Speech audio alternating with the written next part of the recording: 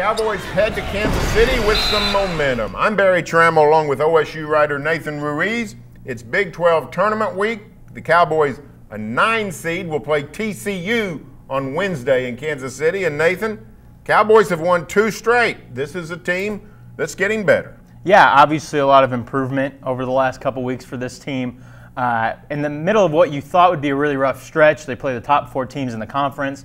They end up, obviously, a big loss to Kansas State, come back, lose in overtime to Texas Tech, barely lose to Kansas at home, and then beat Baylor before beating West Virginia to get the 9th seed in the conference. So entering off back-to-back wins, only the second time in Big 12 play they're able to win consecutive conference games, carrying some momentum in. And this is a team that believes it can go into Kansas City, surprise some people, win 4 games, and make it into the NCAA tournament.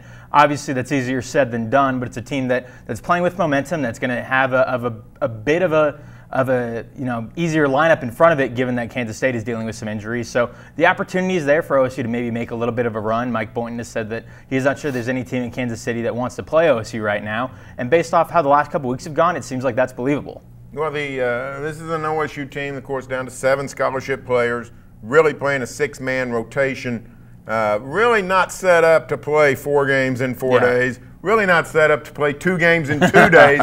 How tough is that? If the Cowboys can get by TCU, which is no small thing, but the turnaround will be difficult. What kind of depth issues, which have been a problem all year, what kind of depth issues are going to arise in Kansas City just because of the no break between games? Yeah, that'll definitely be interesting to see how Mike Boynton handles that. Like you mentioned, 7 scholarship players, 6 for the most part who are playing at least 20 minutes per game. So it's going to be a challenge. You're going to rely a lot on Lindy Waters, Cam McGriff, Thomas Azagua, all those guys playing huge minutes. Yornay, Isaac Likely, the 2 freshmen, both playing a lot as well. So it's going to be a lot of minutes on a lot of guys. But this is, as Mike Boynton probably sees it, this is, if they don't win 4 games, this is their final stretch of the season. So after this, they get a big break before next season. So this might be the time that he just kind of rides those guys and sees how far they can get him.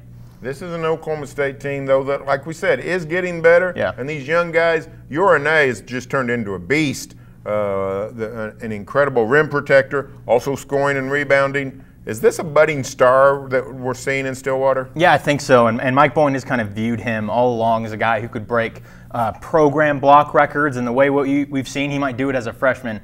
After blocking 8 shots on Saturday, he only needs 8 more blocks throughout the Big 12 tournament to set the program single-season block record. Already has the freshman block record. His 8 blocks were already the most by a freshman in any game. So obviously I think the offensive end needs some development. He's had some solid games, some double-digit performances, able to score 16 on Saturday. But in the long run, if he's doing what he's doing defensively, even if he's not blocking shots, he's disrupting them. He's a force in the paint. And it's wild when you look at his recruiting profile. At one point he was the #1 prospect in Kansas, but he doesn't end up at Kansas State, he doesn't end up at Kansas, doesn't even have offers from those schools. OSU is by far his best offer. So for him to end up in Mike Boynton's hands and playing the way he is, it's a really good sign for the future of this program. Well, now he goes back to his home region, Kansas City, for the Big 12 tournament, which starts Wednesday. Stay tuned for further OSU coverage here on News OK and every day in the Oklahoman.